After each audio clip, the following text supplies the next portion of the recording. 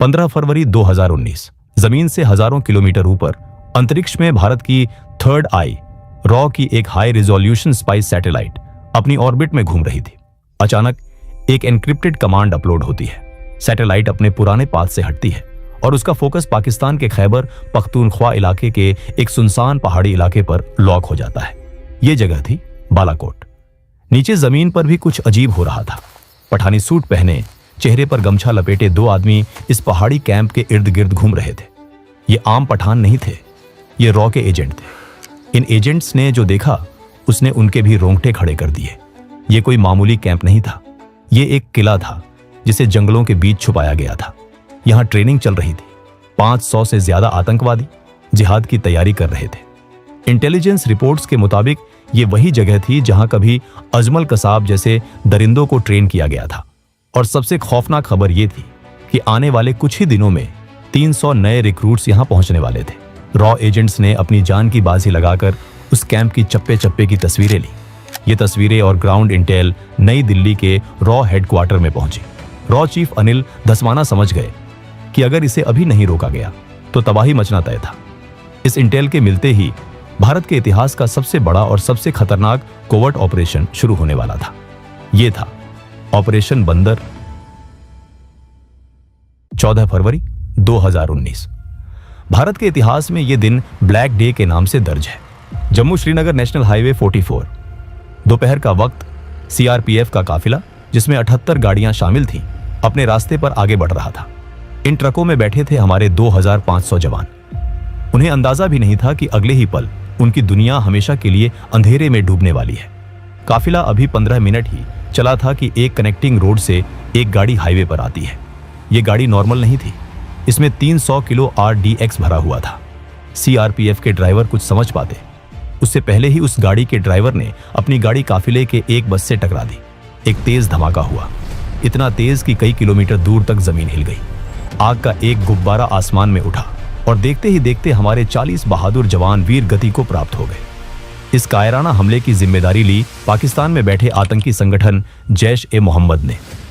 उसका लीडर मसूद अजहर, जो बहावलपुर में बैठकर भारत की तबाही के सपने देख रहा था, उसने सोचा था कि भारत हमेशा की तरह कड़ी निंदा करेगा, डोजियर देगा और चुप हो जाएगा।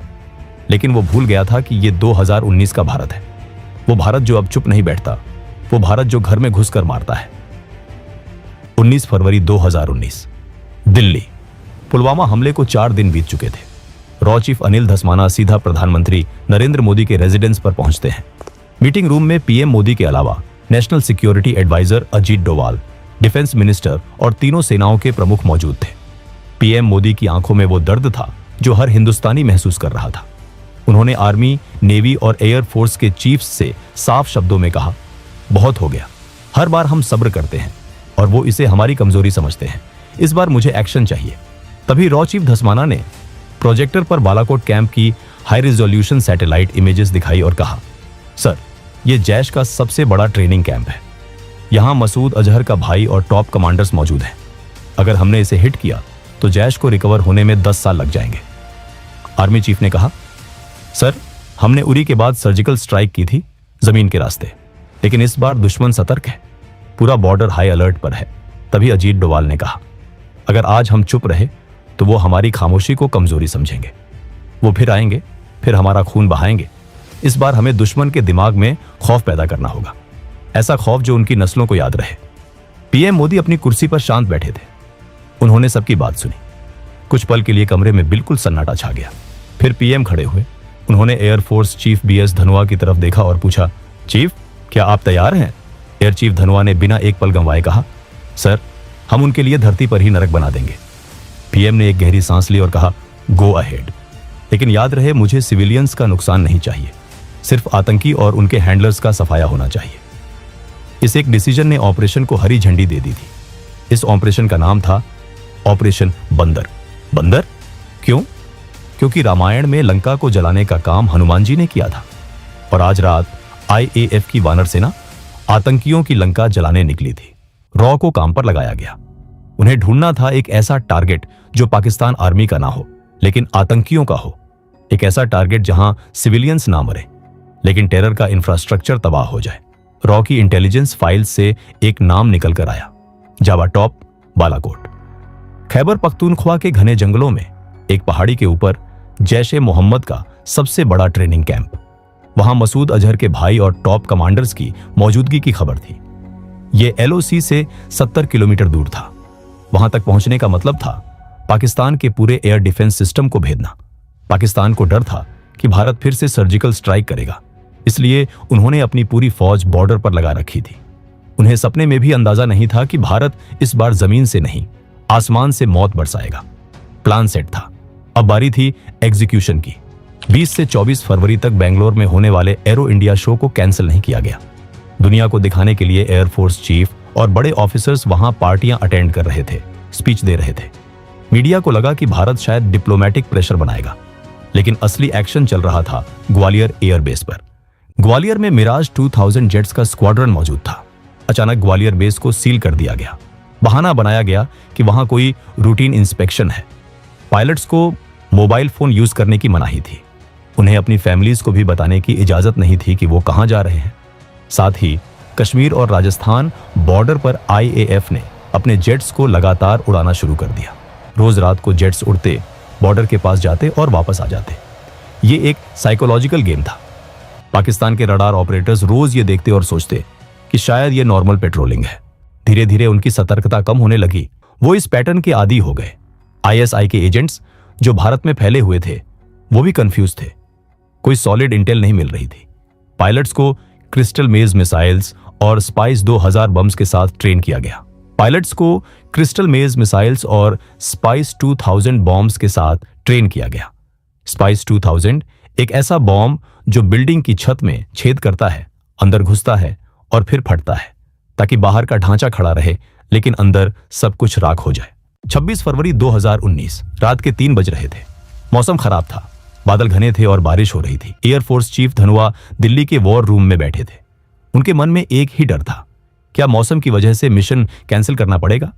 लेकिन किस्मत भी बहादुरों का साथ देती है। बारिश रुक गई और कमांड मिलती है, टेक ऑफ। सबसे पहले IAF ने कुछ जहाजों को बहावलपुर और लाहौर की तरफ भेजा। पाकिस्तानी रडार ऑपरेटर्स पैनिक में आ गए। उन्हें लगा इंडिया लाहौर पर अटैक करने वाला है। पाकिस्तान एयरफोर्स ने अपने जेट्स साउथ की तरफ भेज दिए। दुश्मन का ध्यान बढ़ते ही मिराज 2000 का मेन पैकेज चुपचाप नॉर्थ से हिमालयन वैलीज में नीचे उड़ते हुए बालाकोट की तरफ बढ़ा। ये टेरेन मास्किंग टेक्निक थी, पहाड़ों की आड़ में उड़ना ताकि रडार पकड़ ना सके। जैसे ही वो LOC के करीब पहुंचे, मिराजेस ने एल्टीट्यूड गेन किया, टारगेट लॉक किया और 5 स्पाइस 2000 बम्स रिलीज कर दिए। स्पाइस 2000 बम्स सीधे जैश के कैंप पर गिरे। एक के बाद एक 5 धमाके हुए। जो आतंकी अपने बिस्तरों में सो रहे थे, जो सपने देख रहे थे भारत को बर्बाद करने के, वो नींद में ही मौत की गोद में चले गए। पायलट्स ने कोड वर्ड बोला, बंदर मारा गया और वापस इंडियन एयर स्पेस में लौट आए। यूसुफ अजहर, मसूद अजहर का साला, जो उस कैंप को चला रहा था, वो भी उसी मलबे में ढेर हो गया। उस रात वहां 300 से ज्यादा आतंकी मारे गए। PM मोदी, जो रात भर जाग रहे थे, उन तक खबर पहुंची। उनके चेहरे पर एक मुस्कान थी। 40 जवानों का बदला ले लिया गया था। सुबह होते होते पूरी दुनिया में खबर फैल गई कि भारत ने पाकिस्तान के घर में घुसकर मारा है। 27 फरवरी 2019 पाकिस्तान की अवाम और सेना सदमे में थी। उनकी नाक कट चुकी थी। उनका एयर डिफेंस सिस्टम फेल हो चुका था। अपनी इज्जत बचाने के लिए और अपने लोगों का गुस्सा शांत करने के लिए पाकिस्तान मजबूर था रिटेलिएट करने के लिए। सुबह के 10 बज रहे थे। पाकिस्तान एयरफोर्स ने अपने सबसे बेहतरीन fighter jets American made F-16S को भेजा। उनका मकसद था भारत के मिलिट्री इंस्टॉलेशंस पर बम गिराना, ताकि वो दिखा सकें कि वो भी कमजोर नहीं है। लेकिन इंडियन एयरफोर्स तैयार थी। रडार्स ने पाकिस्तानी जेट्स को डिटेक्ट किया। श्रीनगर एयरबेस पर सायरन गूंज उठे। वहां मौजूद थे विंग कमांडर अभिनंदन वर्धमान। उन्होंने बिना वक्त गंवाए अपने MiG-21 बाइसन में उड़ान भरी। अब जरा सोचिए, कहां F-16 जो दुनिया का सबसे एडवांस्ड 4th जनरेशन फाइटर है, और कहां MiG-21 जो 1960 का पुराना जहाज है। यह मुकाबला बराबरी का नहीं था। पाकिस्तानी जेट्स ने हमारे आर्मी कैंप्स के पास बम गिराए, लेकिन वो टारगेट मिस कर गए क्योंकि हमारे पायलट्स ने उन्हें एंगेज कर लिया था। अभिनंदन ने देखा कि एक पाकिस्तानी F-16 वापस भाग रहा है। उन्होंने उसका पीछा किया। अभिनंदन ने R-73 मिसाइल फायर की। मिसाइल सीधे जाकर F-16 को लगी और F-16 नीचे गिरने लगा। इतिहास में पहली बार किसी MiG-21 ने F-16 को मार गिराया था। ये एक चमत्कार से कम नहीं था। विंग कमांडर अभिनंदन ने देखा कि एक पाकिस्तानी जेट वापस भाग रहा है, लेकिन अभिनंदन उस जेट के पीछे LOC क्रॉस कर गए। वो अब दुश्मन के इलाके में थे।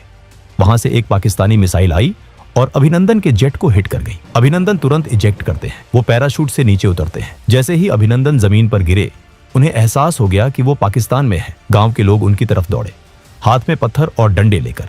अभिनंदन घबराए नहीं। उन्होंने भागने की कोशिश नहीं की, ना ही गिड़गिड़ाए। उन्होंने अपनी पिस्टल निकाली, हवा में फायर किया ताकि भीड़ दूर रहे, और अपने पास मौजूद सीक्रेट डॉक्यूमेंट्स को चबाना शुरू कर दिया ताकि दुश्मन के हाथ कोई सेंसिटिव जानकारी ना लगे। कुछ ही देर में पाकिस्तानी आर्मी वहां पहुंच गई और उन्हें कैप्चर कर लिया। पाकिस्तानी आर्मी के ऑफिसर्स ने अभिनंदन से सवाल पूछे, तुम्हारा मिशन क्या था, कौन सा जेट उड़ा रहे थे? लेकिन अभिनंदन ने शान से जवाब दिया, I am not supposed to tell you that. वहीं नई दिल्ली में PM मोदी ने हाई लेवल मीटिंग बुलाई। उनका संदेश साफ था, हमें हमारा पायलट वापस चाहिए, बिना किसी शर्त के और तुरंत। रॉ चीफ और NSA डोवाल ने अपनी चैनल्स एक्टिवेट की। उस रात भारत ने अपनी 9 मिसाइल्स को पाकिस्तान की तरफ एम कर दिया था। पृथ्वी और Agni missiles ready to fire mode में थी। इंडियन इंटेलिजेंस ने ISI चीफ को एक क्लियर मैसेज भेजा, अगर अभिनंदन को एक खरोंच भी आई तो हम पाकिस्तान का नक्शा बदल देंगे। ये मैसेज सुनते ही इस्लामाबाद में हाहाकार मच गया। पाकिस्तान के पार्लियामेंट में वहां के फॉरेन मिनिस्टर शाह महमूद कुरैशी के पांव कांप रहे थे। कुरैशी ने पार्लियामेंट में कहा, खुदा का वास्ता है, अभिनंदन को वापस भेज दो, वरना रात 9 बजे इंडिया अटैक कर देगा। 27 फरवरी की रात को US secretary of state Mike Pompeo को Indian foreign minister Sushma Swaraj का एक अर्जेंट कॉल आया। उन्होंने पोम्पियो से कहा, हमारे पास पक्की खबर है, पाकिस्तान अपनी न्यूक्लियर मिसाइल्स प्रिपेयर कर रहा है हमारे ऊपर हमला करने के लिए, और अगर उन्होंने ऐसा सोचा भी तो हम चुप नहीं बैठेंगे, हम भी तैयार हैं। अमेरिका, सऊदी अरब, UAE सबने पाकिस्तान पर प्रेशर डाला कि सिचुएशन को ठंडा करो और पायलट को वापस करो। साथ ही साथ इंडिया ने अपना रुख साफ कर दिया था, अगर हमारे पायलट को एक खरोंच भी आई तो बालाकोट तो बस ट्रेलर था, पिक्चर अभी बाकी है। इंडिया ने अपने नेवी शिप्स को कराची की तरफ मूव करना शुरू कर दिया था। मोदी सरकार ने क्लियर कर दिया था, नो नेगोशिएशन, पायलट वापस चाहिए बिना शर्त के। प्रेशर काम कर गया। 28 फरवरी को पाकिस्तान के PM इमरान खान ने पार्लियामेंट में खड़े होकर अनाउंस किया कि वो पीस जेस्चर के तौर पर अभिनंदन को रिहा कर रहे हैं। सच्चाई ये थी कि ये पीस जेस्चर नहीं, बल्कि डर था भारत की ताकत का। 1 मार्च 2019, वाघा बॉर्डर, हजारों लोग तिरंगा लिए खड़े थे। शाम का वक्त था जब विंग कमांडर अभिनंदन ने वो गेट क्रॉस किया। उनकी मूंछों का स्टाइल एक नेशनल सिंबल बन गया था। हमने दुश्मन के घर में घुसकर मारा भी और अपने बंदे को सुरक्षित वापस भी ले आए। बालाकोट एयर स्ट्राइक सिर्फ एक मिलिट्री ऑपरेशन नहीं था, ये एक स्टेटमेंट था, एक डिक्लेरेशन था न्यू इंडिया का। दोस्तों, अगर आपको वीडियो पसंद आई हो तो एक लाइक जरूर करें, और अगर आप ऐसी ही और इंटरेस्टिंग वीडियो देखना चाहते हैं तो चैनल को सब्सक्राइब करना बिल्कुल ना भूलें। मिलते हैं अगले वीडियो में, तब तक के लिए जय हिंद, जय भारत।